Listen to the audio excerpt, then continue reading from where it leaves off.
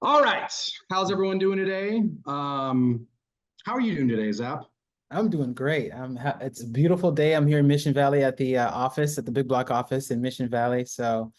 Have a beautiful view of central San Diego in front of me, and I'm doing wonderful. Awesome. Um, so to kind of jump in here, I have another meeting. Didn't want you to think it was the content. No problem, Thomas. All right. So I'm gonna kind of set the scene here, and we're hoping to do our best to make this very Q&A and mastermind driven. Uh, we call it a mastermind because we want it to be very, what's the word I'm looking for? Collaborative. So feel free to turn on your cameras and jump in on this with us. If you have any questions and don't want to turn on your camera, you can either throw them into the Q&A or you can raise your hand and then we'll call on you and you can just unmute yourself. And I appreciate all of you being on here. I appreciate you, Zap, for helping me out and running this. I think that Zap is a great co-host for this for a number of reasons. One, as you guys already know, Zap runs a successful team. He's not only helping people buy and sell real estate, he's also an investor himself in multiple different states. Guy is the real deal. And in addition to that, he's been a big part of the broker support over the years inside of Big Block. So he has a good understanding of the legal landscape of, how to navigate things, what not to say, what we can say, etc. I'm hoping that we really stay out of the contracts and the form side of things and really focus more on the conversation, the conversion, making people feel comfortable and confident, so that we can continue to do business and win with everything that's going on in the current landscape. The other thought I have for you guys, sorry, there's just so many people jumping, I got to keep admitting them. The other thing I want to address is I'm real with the fact that I don't have to deal with what you guys as agents deal with boots on the ground. And I have a lot of empathy towards the confusion and just the frustration and all of the things that come with it. So I say that as a disclaimer because of my next point, which is situations like this really create an opportunity for you to separate yourself from everybody else out there. It is going to be a divide at some degree of the people that get it and work the right way through it and continue to grow market share. And then the agents that just aren't in the right mental place and flee from the industry. What is for sure is this will eventually, wherever it all lands, it will just be normal, right? And we have to be the calming force and the education and the professional that shows our value and helps people feel comfortable and confident, answers their question, and wins the game. I will, Jessica, yes, there's classes on new forms coming up soon and they'll continue to be. So just watch out for emails and posts. And there's been prior ones, but I know there's new forms that are coming out as well. What I will say is this.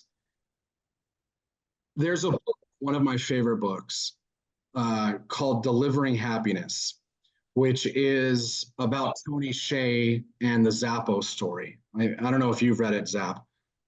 Phenomenal book.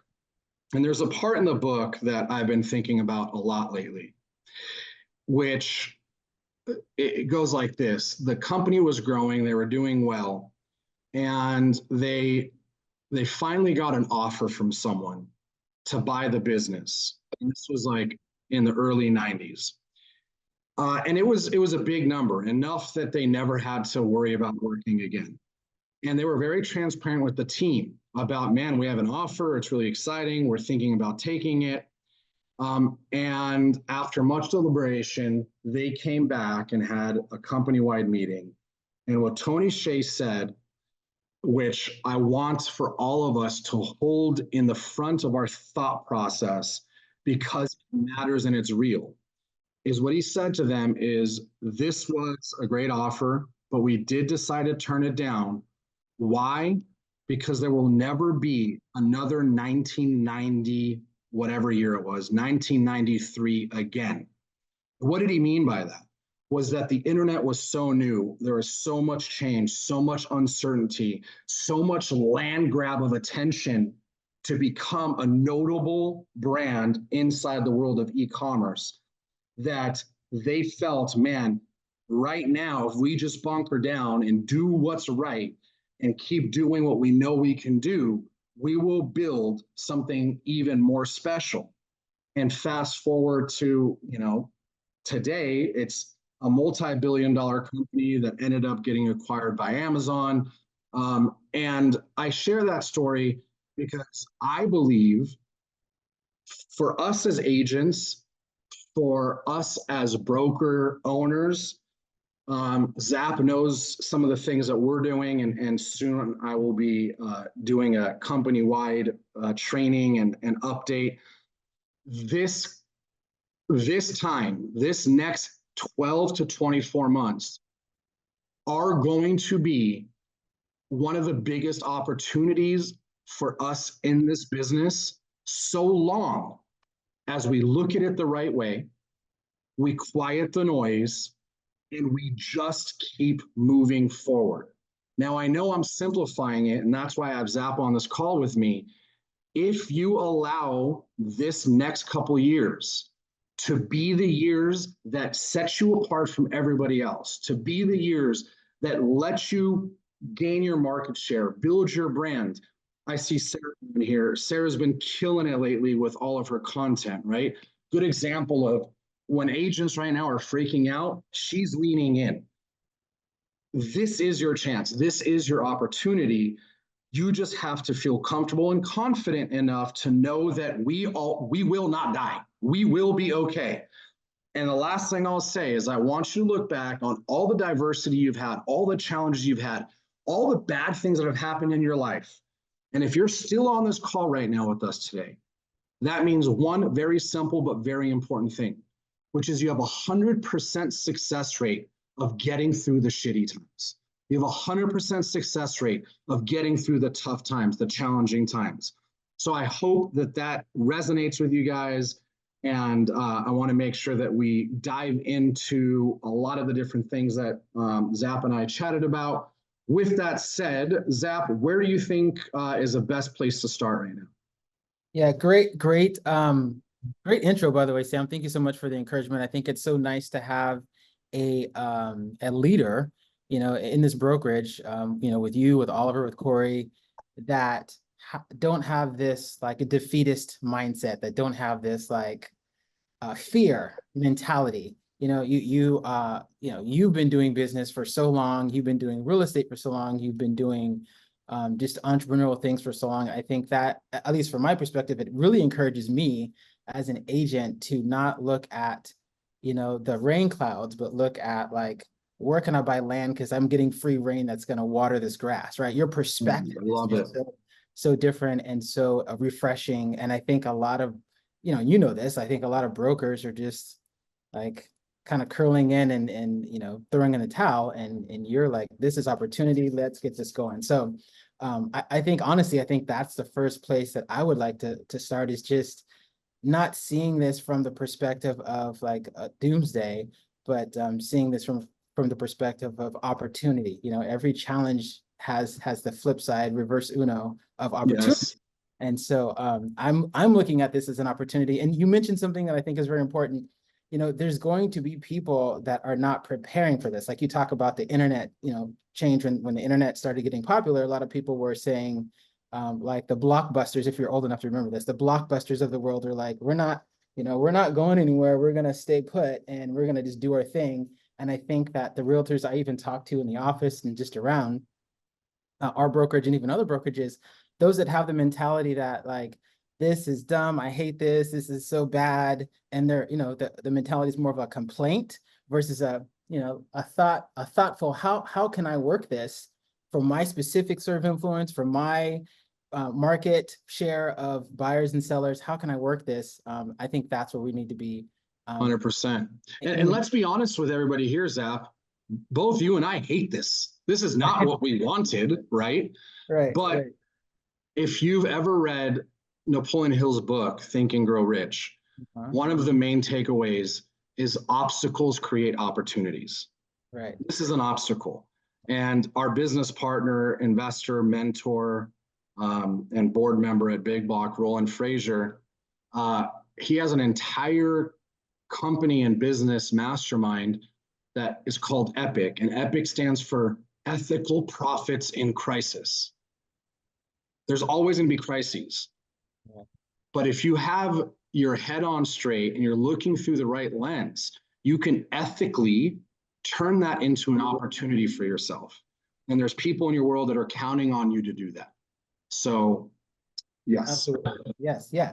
So I'd love to jump in. I think a lot of people have tons of questions about forms, about legal things that we need to think about. And one thing I want to do is kind of start off this conversation with is that, today's specific mastermind is really focused on you as the agent, or us, I should say. I'm an agent as well.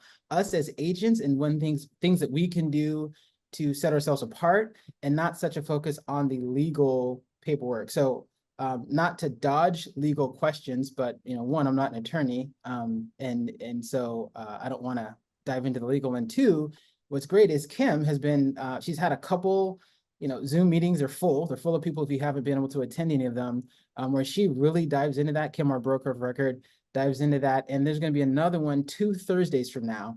I don't even know if that's been announced officially, but you can pencil it in, and I'll let Kim do the official announcement. But in communications I've had with her, it's going to be the 25th of July. So if you want to just, again, pencil that in your calendar, I'll let her give the official announcement. But and I believe that one's going to be live in person as well, if you guys want to come.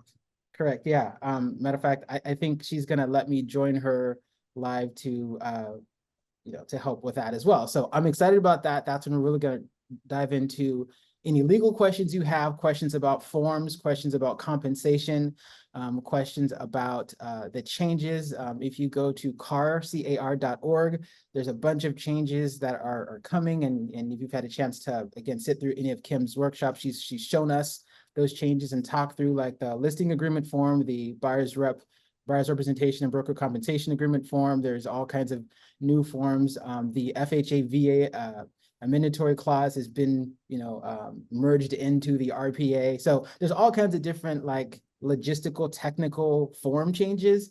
And again, that meeting in 2 weeks from now with Kim is going to be the time to really dive into those types of those questions. But I think today's meeting, what I'd love to focus on, and I think you mentioned it, is to really talk about what we can do as individuals, what I can do as a real estate agent to navigate through what the changes are happening, and how I can really stand apart as a real estate agent. So one thing you mentioned that I do, which I think helps my perspective, is I purchase property in different states.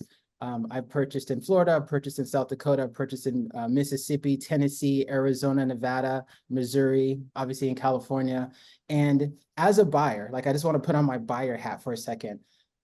Every time I buy a property in any state I bought a property in, and all these states have different, rules and different nuances, but every time I'm a buyer and I work with a real estate agent in a different state, like my care about what's happening with NAR, or my care about brokerage regulations or transaction coordinators, or even my care about natural hazards, like these things are very, very small on my plate versus I want to trust and feel comfortable with the real estate agent that's helping me buy property. So to kind of relax and release this fear that everyone you talk to that's a buyer is going to care about like the super specifics of the nuances of how this NAR settlement's going to change things. That's probably not at the forefront of their mind like it's at the forefront of our minds. So, in an essence, don't, I was just talking to my team yesterday about like not over talking or not over explaining. Like if someone says like, so how does compensation work? You don't have to give them a 25-page dissertation on the history of compensation as a buyer's agent. You can simply say something to the effect of, well, this BRBC form outlines compensation and I charge, and you can fill in the blank whatever you charge, 2%, 2.5%, 3%, 8%, 1%, your choice, right? I charge this amount, and these are the services that I provide for that X amount. And if you just say that, most people aren't gonna have a fit or like ask you 27 questions about it. They're gonna go, okay, because they're more interested in the home and the patio and the view and the bedroom, bathroom and the square footage. They're way more interested in that information than they are the paperwork, right? I rarely meet a buyer that's like, no, Zap, sit down. Talk to me more about this paperwork. Let me read through this line by line. Like, what is the definition of a buyer's agent? What is the definition of an appraiser? Like, they just don't care. They just don't care about that. Buyers care about getting in a good home. They care about getting in a home they can afford in a neighborhood that they like. So I just want to start the thought process and conversation as realtors to say, don't swim in this like fear and mud and clay of paperwork, because that is typically not the buyer's like what they care about. Does that make sense? I think it makes a lot of sense. And I think the best analogy, as you guys know, I'm a car guy. One of my favorite things to do is go buy cars, right? It's not like I have a ton of them, but what's my least favorite part of buying a car? Sitting through the paperwork and all of that crap. It's like, man, I just wish I didn't have to do that. And the same thing is here. Like I've said for years, people are not buying 123 Banana Street. What they're buying is an extra bedroom because they just had a baby. They're buying a one-story because they're getting older and don't want to deal with that. They're buying moving to California to be closer to their grandkid. That's what they're buying. And we need to focus on helping them get what they want through the right questions and the right communication. Yeah. Excellent. One thing I wrote down that I kind of want to discuss, and I teach this to my team, but I typically ask 6 questions, and some people have different versions of this, but to get to understanding what they want, understanding if their purchase is because they want to move closer to grandkids, is their purchase because of the bedroom because they just had a baby, and so I just wanted to talk through, if that's okay, the 6 questions that I typically ask every buyer, and this will help. Or in my situation, this helps me understand their potential objections, which when you think about, again, the NAR settlement and the changes, that may not even be an objection that they have. So you don't have to necessarily go into detail. Like I said, I've talked to buyers before where I've explained the BRBC to them, and I've explained that they're responsible for the commission. It may be the case that the seller's brokerage might provide the commission, or it maybe not, but you're ultimately responsible for it. And I'm waiting for some huge objection, and they're like, okay, so I'm pre-approved, and how soon can we go start looking at houses? Like they don't even they just don't care, right? And so if they care, be ready for that objection. But again, I don't assume, after doing this so many times with so many buyers, I realize the biggest question I typically get from buyers is about pre-approval and proof of funds, and how to make sure that's okay. Like that's usually the biggest question I get, not tell me about your compensation, or I want you to explain the intricacies of the buyer's representation paperwork. Like they just don't care. They care about the home. So I wanted to cover these 6 questions, if that's okay. Yeah, let's do it. I love it. So the first question I typically ask is, what is the buyer's timeline? And when I ask that question, it typically tells me the story of why they're buying. So it'll sound something like this. Well, as soon as our grandkids graduate from SDSU, you're going to be helping them buy a place somewhere in central San Diego to get a condo, a 1-bedroom condo, a 2-bedroom condo, right? They'll start to tell you the story when you say, what's their timeline? Sometimes the timeline is, again, having kids, the D's, right? Having kids, divorces, deployment, what's some other D's? Divorces, deployment, debt, um, Death. Death, yeah, thank you, death. That's another one, right? So typically asking the timeline is going to give me a little taste of the story, but it also lets me know their urgency, right? Their motivation. So if they say something like, hey, I need to buy a house because I start my job at X and I'm moving from out of state, I'm moving from Arizona. I need to know when, by this date, I need to be in a house and ready to go. That helps me understand their motivation. So timeline is always my starting question. The second question I typically ask is, what is their price point? And price point's the initial question to kind of a deeper conversation, but at least I can get an answer of if they say something like, well, I think around $1 million. And then I can ask questions like, okay, so have you been pre-approved? Are you planning on buying cash or planning on using a loan? Do you know if you're going to try to aim for a VA, FHA, conventional, right? And if they look at you with deer in the headlights, like, I don't even know what you're talking about, then that's your golden opportunity to demonstrate value and show, oh, great, this is what I do for you. I will help you connect with a lender. I will talk you through this purchasing process, right? If they have bought before and they understand all of that, then they're ready to go. They're a savvy buyer, and that's one less thing you have to worry about. So understanding their price point, and then within that, understanding, is it cash? Is it a loan? If it's a loan, do you have a lender yet? Yes or no? If they don't have a lender, that's your time to shine and say, hey, I know a couple lenders I can introduce you to that I've worked with past clients, and you can really usher them into the process. Any thoughts on that or questions so far? No, I love it. And I'll tell you something that I know both Zap and I have the same thought process on, which is the best sales strategy in the world is asking questions. Because as you ask questions, you find their motivation, you find their challenges, they feel heard and understood.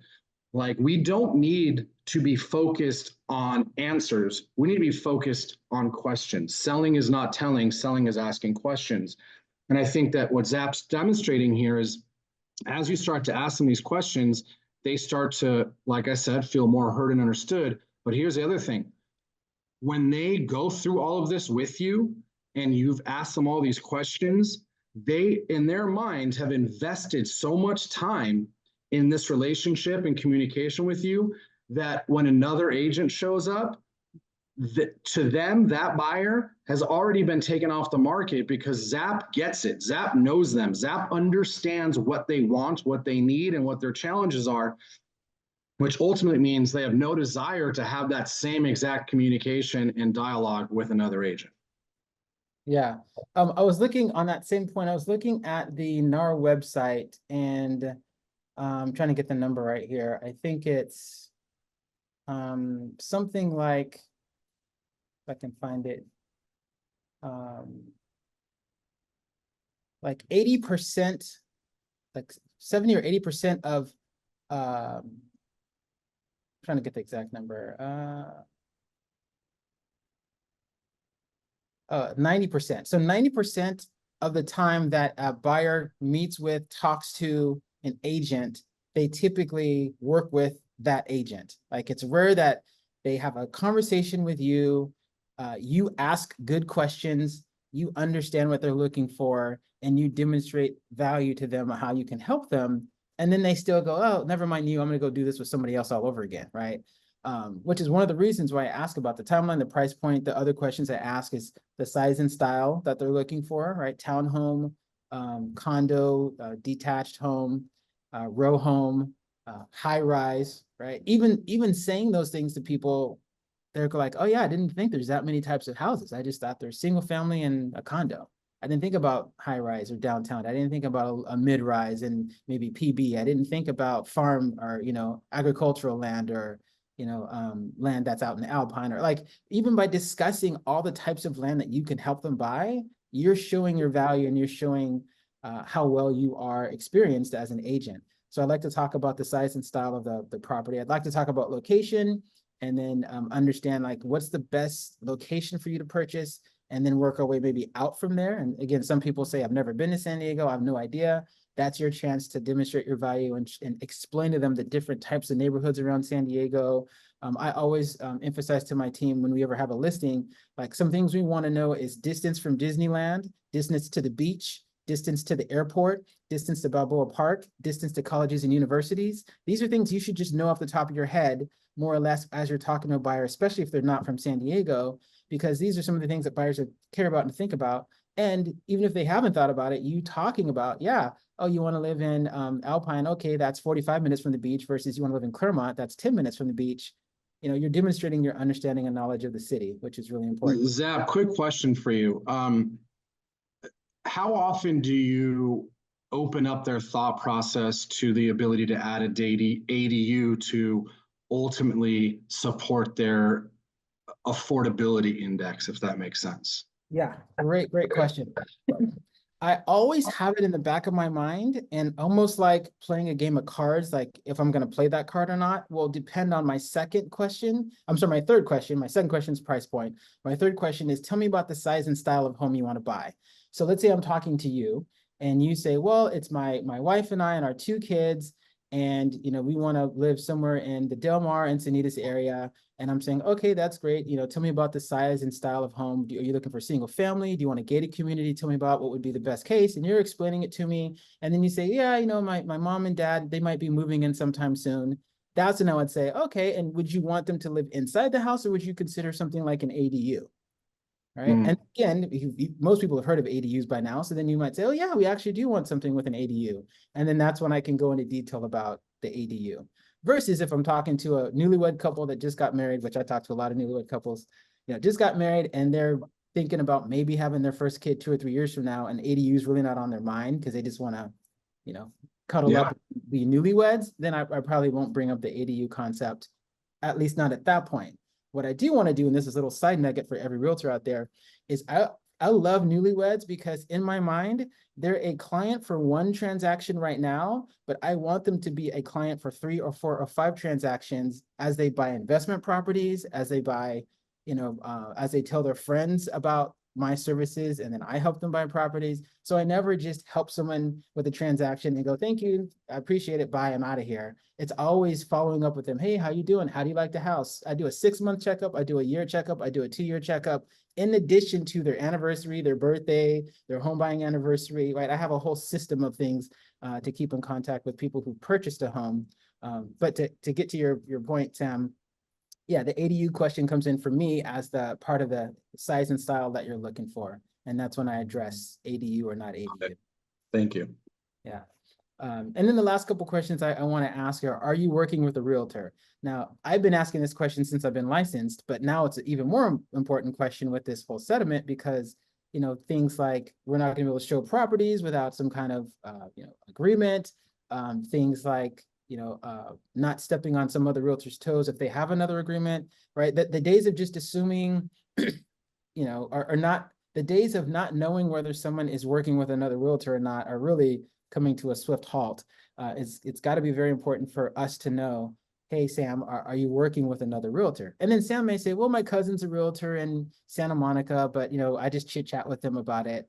And I can say something like, okay, well, do you plan on using them to help you purchase a home, or are they just more of a family member that you're chatting with and you want a local expert like myself to help you with the buying process here in Del Mar, right? I want to ask some clarifying questions so that I can understand that. And again, with my team, I've done that, and it's saved agents on the team. I had one particular agent who asked that question, and the person was like, yeah, I am working with someone, and they're about to like show a bunch of houses and do a bunch of meetings and go through a bunch of paperwork. And they realized that this person has another agent. And then, they didn't ask it, but I asked my agent later, I said, oh, did you ask, why they're calling you? They're like, I don't know. I go, that's an important question. If they have an agent, why are they still talking to you about this? Maybe they don't understand how it works, or maybe they're not happy with their agent. We got to find this out. So again, like you said, it goes back to asking those questions, understanding what the buyer's looking for. But I always ask that question. Are you working with another realtor? Are you currently working with a realtor? So I can understand, if they're not or if they are, and then how to navigate that. And then the last question I ask is, tell me what's making you want to buy a house right now. Is it the promotion? Is it the baby? Is it divorce, death, debt, whatever it is? I want to understand the why so I can really get a sense of the motivation. And then that will help me, again, formulate a plan to help that buyer. And again, sometimes that plan is going to be really adjacent and critical to everything that's happening with the NAR settlement, and something that plan has nothing to do with the NAR settlement. They're going to sign the paperwork that says, sure, 2.5%, no problem. Just let me know if it's, if the listing agent's brokerage is not offering that co-op, or if they are, and we talk through that, make sure they understand it, and then they move forward. Because again, they don't care about the paperwork, they care about the story that's attached to their home purchase. Love it. So there's a question from Ryan, and I'm gonna see if this is something that we address now or if it's better for Kim. Okay. Ryan's question is, do you explain to them that you are going to try to get the seller or listing agent to pay the commission, or are your buyers assuming that they are going to pay you if the sellers don't? Not sure too many buyers would be okay with that. Okay, I think that's a good question, and I'll just address it how I handle it. Every time, and I've been doing this since this meeting that I have with buyers since about 2017, 2018, and I ask and explain it the same way before the NAR thing was even a thing. I always have a buyer sign a buyer's representation agreement if I'm going to be showing them properties, and I explain it to them this way. I say, I'm in the application process for becoming your realtor. I would like to represent you and be your go-to realtor, and you hire me. I like to use that word. Like, I'd like for you to hire me so I can be your realtor. And hiring me, I can get paid a couple different ways. Right? One way is you pay me 2.5% once we close escrow, and that would be in the form of closing costs, right? And so either you would have to come up with that out of pocket cash, or you'd have to talk to your lender, or you'd have to figure out a way that you can come up with that money. Or the most likely way is that there's going to be some co-op offered by the listing agent's brokerage that covers my commission. And usually I draw all my, like I have meetings in person, I draw a little picture of the seller, the seller's realtor, me, and then the buyer, right? And I go, the seller is going to give money to the realtor here, the brokerage, and the brokerage is going to pay my brokerage, and it's an agreement, called the CBB, and the brokerages agree to pay each other. And that's what normally happens. And I'll just say, out of the last 100 buyers I've represented, I've only had one buyer that had to pay the actual commission. And that was my wife, because we bought off market and she had to pay me commission. So other than that, I've never had a buyer that has to actually pay commission. So I'm not saying it can happen, but I'm saying it's not typical. And so once they understand that, they're like, okay. And I go, and I will tell you, if we're looking at houses, you send me a house, I send you a house, you see something you like, and it says up there, hey, the buyer has to pay the commission, the buyer has to pay the commission, I will let you know, one, and you can decide, hey, it's worth it. I want to pay the commission, and then I will step in. We'll talk to your lender to step in, and we'll look at ways that we can make this work, either by seller credit or whatever is legal at the time. I know things may be changing, but in the past, I've done it with seller credit. That's what I did with my wife, seller credit, to make it happen. And we'll see if we can make it happen. But one thing I point out to people, to realtors too, is that every buyer cannot buy every house with their current circumstance. I'll give you an example. If I am working with a E6 in the Marine Corps, and she wants to purchase a home with a VA loan, there's some condo complexes that aren't VA qualified. So she can't borrow that money from the VA. Like it's just not, she's not qualified. Like the loan doesn't qualify. So I explain that to buyers as well. I say, hey, every buyer can't buy every house with every financial situation. So if you had all cash, you could buy 100% of the houses that you want. If you have a loan that's conventional, you can probably buy about 98%, 97% of all the houses that you see, right? If you have a VA or FHA loan, you might only be able to buy 82% of the houses that are out there, right? And in this case, if you have to pay the buyer agent commission, you might only be able to buy 77% of the houses that are for sale out there, because only 77% offer the co-broke from the listing agent side. Right. So I just explain it like it's not like it's special or like cruel or mean to you. No one's trying to hurt your feelings by making you pay this 2.5% if you have, or whatever the percentage is that you choose. But it kind of goes along with it. And so for people who I get into deeper conversations about, well, what if I have to pay this commission? What happens? I explain, I don't make it special. I guess I'll put it that way. I explain it like I would explain any other financial thing. Hey, if you're a VA, you can't buy every house. You just can't afford it because it's not, you just don't qualify. That's so good, dude. It's like using that analogy is a great way to help them understand that You know, that just means that not every home that you're going to want is going to fit into your purchasing ability. Exactly. Something I want to address, and then Mr. Nelson has his hand raised, so we'll go to that next. I'm not making promises here, but I am making a very strong assumption backed by conversations that I'm currently having. I would bet the farm that there's going to be some sort of innovative solution that comes to market to support the buyer commission if it's not available through the listing agent or through the seller. That could be in the form of lenders having now a buffer of their loan to value for an extra 2 to 3 points to pay the buyer commission. Because at the end of the day, the buyer has always been paying the commission because they're taking the loan for it, right? Right. So I do have a lot of faith and belief that there's really smart, aggressive, creative people out there, like myself and Zap and a lot of you, that are looking to find the solution. And whoever does, they're going to make a lot of money doing that. There's a big incentive for people to come up with a solution in the scenarios where, you know, the buyer can't afford to pay a commission and it's not made available in the traditional fashions.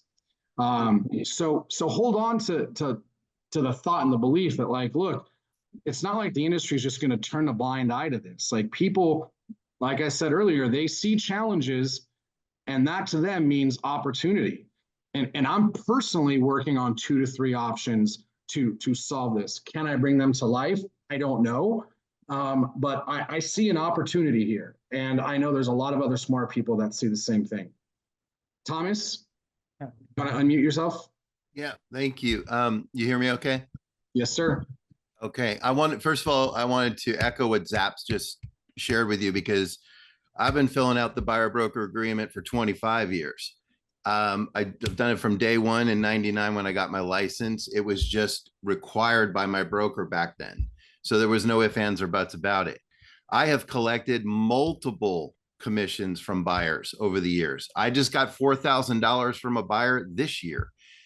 It is not as big an event as it's being blown up to be. What I'm loving about this settlement is now you all are an even playing field for me, because I was an outlier before. Now everyone has to do this. So there's less, well, I'm just going to go to Joe Schmo who doesn't charge me the shortfall. Okay. But see, I've been willing to lose a buyer or two over the years. Just like there's not a house for every buyer out there, there's not a buyer for every agent out there. I mean, some of these buyers, you let them go if they don't see your value. You got to stand by your value. And the clients that have paid me commissions did not do it begrudgingly. And one of the ways I kind of ease them into it is I just let them know, before we go look at these 5 houses, these 2 are falling short. They would cost you an extra X at that purchase price. Do you still want to see it? Yes, I do. Oh, that one? No, I don't. I give them the choice before we go look at it. The same way you would vet out a house to make sure it's VA approved or FHA approved. It's just a normal process. And it is no more of a big deal presentation, that buyer broker agreement, than it is to present a listing agreement. It's the exact same thing. And quite frankly, those of you that haven't been using it, you're dancing on the edge of fair housing, because we're supposed to treat all clients alike. If we make our sellers sign something, we should be making our buyers sign something. So again, we've kind of leveled the playing field. So I want to demystify this and take all the drama out of it, because what you guys that haven't done this about to go through post August 17th, I've been doing for 25 years. The only difference is I've had to give up a couple buyers that aren't on board with it, but there's less of a chance of that happening now that we all have to do it. Now, we don't all have to have the same minimum. So there will still be competition, but there's a lot less choice of jumping to someone that doesn't charge and just accepts whatever's been given. By the way, welcome to being able to pick your price. You now get to protect your income more than you ever have. There's a lot of pluses in this, even though it's coming from a really crappy reason. So there's a lot of silver lining here. Just You're how a you look smart at man, it. Thomas. I appreciate that. That's good. Yeah, totally agree. Did you have anything else there? I wasn't trying to cut you off. Sorry. No, I think I made my point. I don't want to go on too long. Thank you. You were great. Thank you. All right, Zap. Where were we at? Yeah, so just talking through how this is, and I think Tom made a great point that this, to demystify this and to jump into it. One thing he said that kind of stood out to me as well is talk about the level playing field. And I just had a buyer meeting 2 days ago here in the office with a new buyer, and I was explaining like I always do.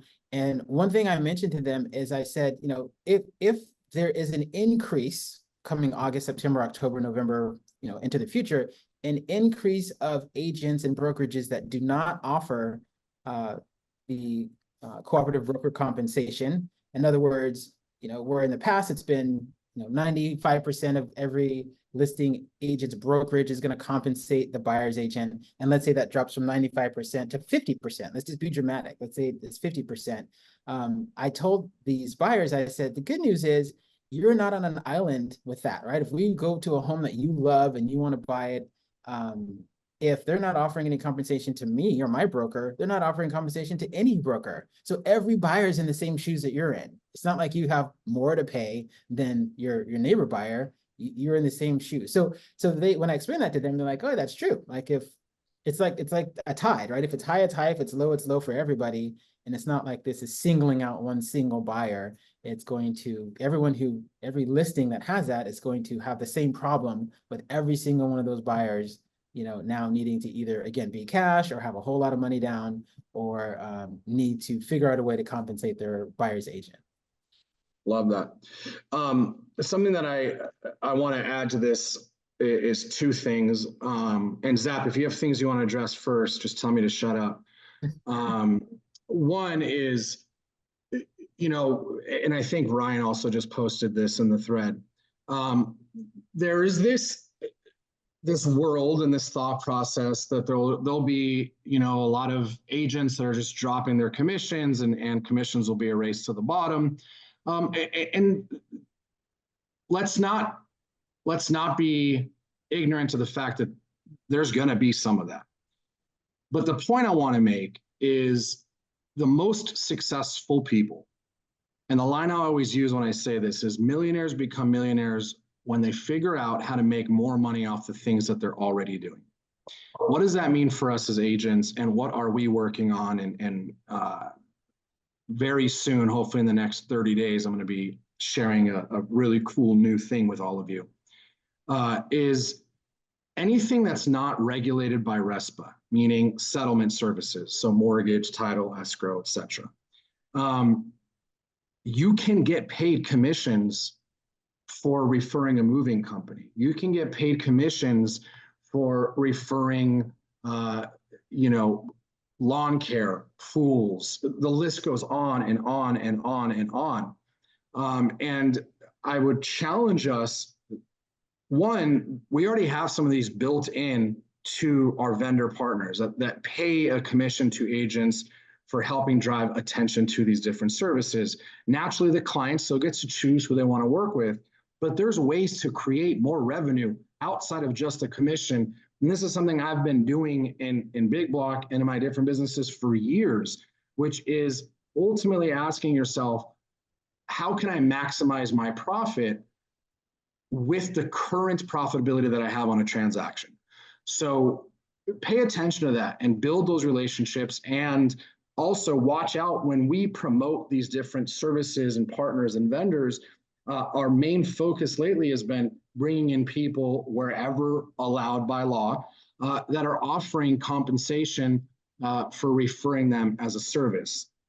The other thing I want to share, and I know this is something that might kind of seem bigger, grander, and maybe somewhat unachievable.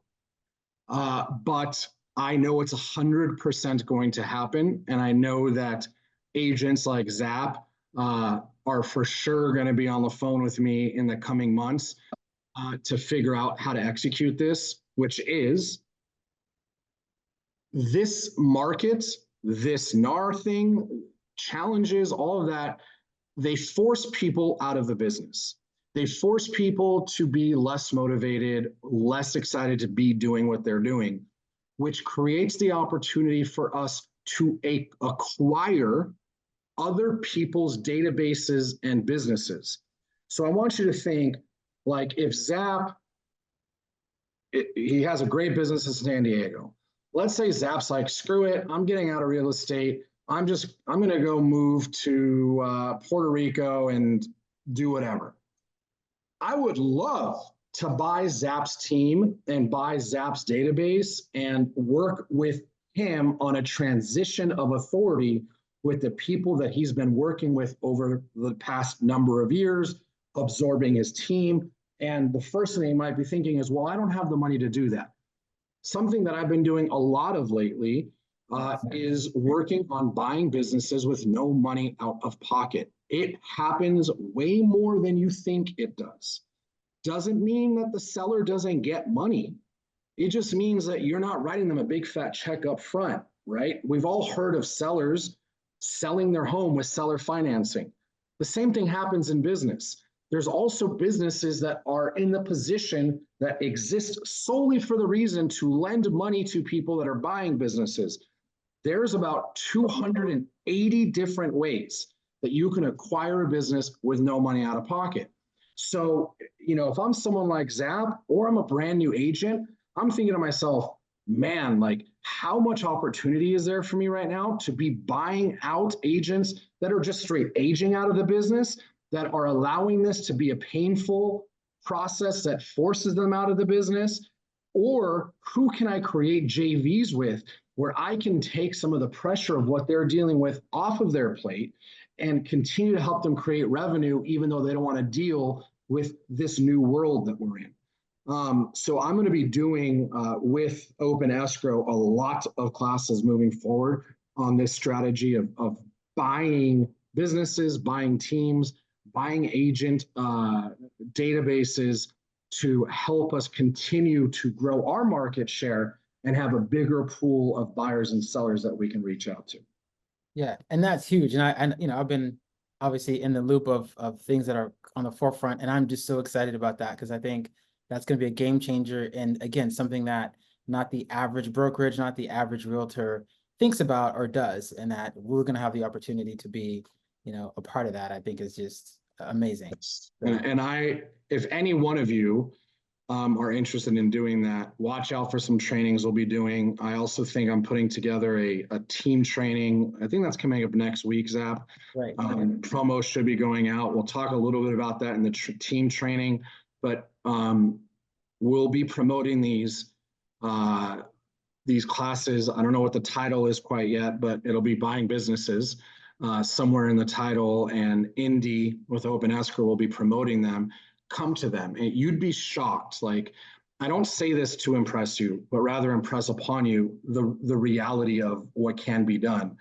I have a small interest in a business that is in the auto repair space. So they buy auto repair shops. And we've bought in the past year about 7 shops. I'm just a consultant for them and have some equity in the business. The business that we just took down in the auto repair shop, the business netted almost $200,000 a year. And the seller just didn't care, wanted to get out, and we were able to buy that business for $18,000. Wow. Okay. So these deals happen. They're not everywhere, just like listings aren't everywhere, just like buyers aren't everywhere. But man, it's the most predictable way to grow your business is through these sort of relationships and acquisitions. So watch out for those. And if I can help at all, please let me know. Awesome. Sam, do you mind if I jump in and kind of tag on that a little bit and then also address 2 questions in the chat? Yes. The tag along on what you were just talking about is I almost forget this because I'm so spoiled because I've been at Big Block for a few years now. But the fact that we have 100% commission model and all these other brokerages don't is huge because with a commission compression idea that's coming, You know, like TJ Nelson said, like we have the ability to basically name our price, especially you know, with the changes that are coming. And so it's so nice because we will get paid the, you know, the full check, you know, minus the $50 a month or $300 or whatever your plan is, minus that. But, you know, we get a huge chunk of check, which is nice because we can then determine how we want to leverage that for more marketing, or leverage that to build our business, or leverage that to buy a tire or a mechanic shop for 18,000, or what, you know, whatever, however we want to leverage having that extra cash that comes straight to us instead of going to the brokerage. I think that's huge. And again, I kind of forget about that because I'm so used to it. And then I talk to, again, colleagues that are at different brokerages, and they're talking about, you know, they're split with their team, and then they're split with their brokerage, and then their, you know, office fees and all this other stuff. And I'm like, man, like, come to Big Block. It's really crazy. Yeah, more of that. Yeah. I wanted to just address, Judy put in the chat about she had done 3 buyer broker presentations and had 0 pushback. Again, I think just more of the point that I was making. Most people are not going to be knee deep or swimming in this concern about the paperwork of a buyer, you know, broker agreement, especially if you show value and you ask good questions and you listen and you repeat and affirm what they're saying, and you're an ally to their story. Again, their story could be moving closer to grandkids. Their story could be we're buying our first home together as a couple. Their story could be I just got divorced and I just need a place of my own outside of my, you know, knucklehead husband or wife. Whatever their story is, to listen to their story, and you become the catalyst to help them win. You become the catalyst to help them reach their goal. So again, I think Judy's point was very good. And then Ryan made a comment on the chat that I'm looking at that says, my greater worry is that a larger brokerage or new model will emerge with a group of seasoned or experienced agents that will come out with a flat fee option, a 1% option, and that our commissions will be a race to the bottom.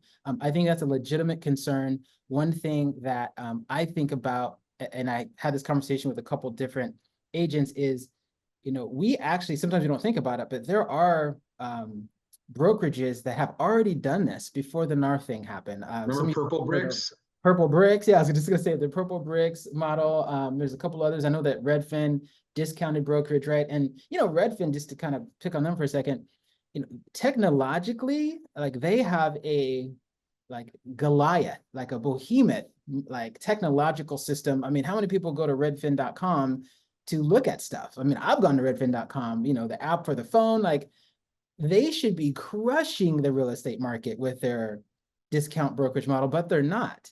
And when you really look at why people buy houses, and again, it's not always just money. Like as an investor, I flip houses, I buy houses, I have rentals, I have Airbnbs, and I'm blown away. As a matter of fact, I just had a meeting with a seller last week, and I sat down and said, I can list your house for X percentage, and your net would be X, or I could buy it cash and your net would be, I think it was like $45,000 less if I bought it cash.